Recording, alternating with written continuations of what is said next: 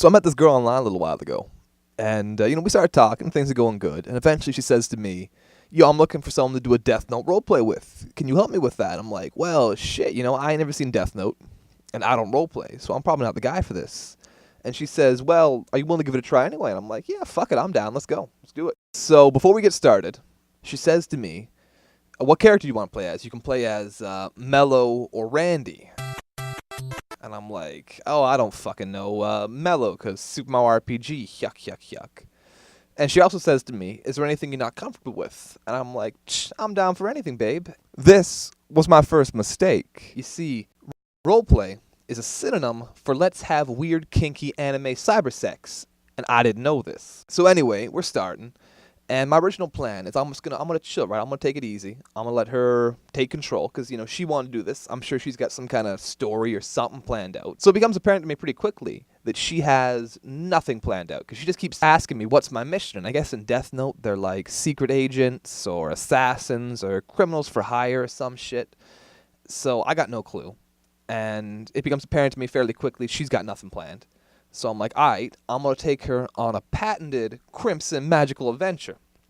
So my shoe rings like a telephone. I hold it up to my face and I say, "Hello?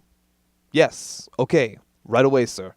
So I put my shoe back on my foot. I turn to her and say, "That was Obama. He's waiting for us at a KFC in Tijuana. Jump in the Batmobile. I'll explain on the way."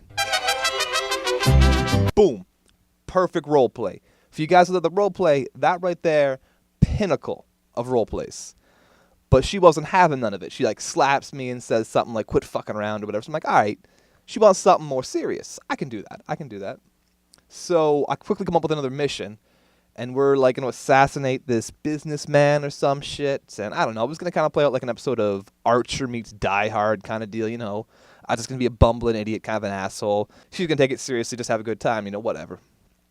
And literally, in one sentence, she says, "I finished the mission and then get raped in the park." So, at this point in time, I'm freaking out a little bit because I'm like, what the fuck just happened? How did we go from let's role play to rape play, basically? I don't know, rape play. So, I'm like, well, I was not expecting that. That took a very sexual turn very quickly. So I'm like, all right, I can salvage this. Yeah, at this point in time, I just kind of want to see where this is going to go. So then I'm like, all right, well, I guess we're going to spend the next, while looking for her rapist. So, we're driving around from location to location. We're in a car. I don't know if they have cars in Death Note. We're in one. And we're going from spot to spot. And I'm getting, really descriptive, right? I'm treating it like a text-based adventure, So we're getting the locations. I'm describing the locations, the characters. I'm really going all ham on this. I'm giving it my full force. And she's kind of half-assing it. But, whatever. I don't mind. I'm having a good time. I like, storytelling. So it's okay.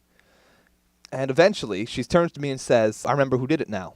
It was your best friend, Randy." I'm like, "Oh, no, not Randy." So she's like, "All right, well, he's going to be back in the park because reasons or whatever." So I'm like, all right, let's go back to the park and go confront Randy, I guess. So we're driving back over to the park. And she turns to me and she says, "If he tries to do it again, feel free to join in." So at this point in time, I'm in a full-on freak-out, right? Because I ain't going to tag team her as two anime boys. So I'm trying to think of a way out of this, right? And all of a sudden, this idea jumps in my head. Well, shit. If Randy's dead, he can't take part in the three-way. Or can he? Regardlessly, Randy has to die. So we get to the park. And, of course, Randy's there. Fucking Randy. And so I'm like, I know how to avoid this. So Randy now, since I'm playing him as well, he's not going to rape her. He's going to kill her. Then all of a sudden, Mello swoops in, kills Randy, saves the day, Devil's three-way, avoided. Or so I thought. She wasn't having none of that either, because the next sentence she says, "Oh, I wake up in a hospital bed. It was all a dream, and we have three-ways all the time." I'm like, oh my fucking God. Look, I'm not going to tag team you as two anime boys. I ain't going to have cyber sex with you at all. Okay? I'm not down for that. And, she started backpedaling a bit and kind of like, "Oh, well, we don't have to have a three." I'm like, you know what? No, it's too far gone. Look, it's too far gone. I can't come back after what I've just witnessed and experienced. And yeah, so that was the first and the last time I ever roleplayed. Now, this wasn't meant to cast shade on nobody. You know, if you're into role-playing, man, fucking get out there and get on it, man. Don't let me stop you. But if you're gonna do something extreme, like what happened with this one, you know, just like let the other person know beforehand, because you don't know what they're comfortable with. And I guess, you know, that's partly on me. She asked me, but I didn't know the, you know, the role-playing code word. Anyway, thank you guys for watching this. I'll catch you all in the next one. Peace.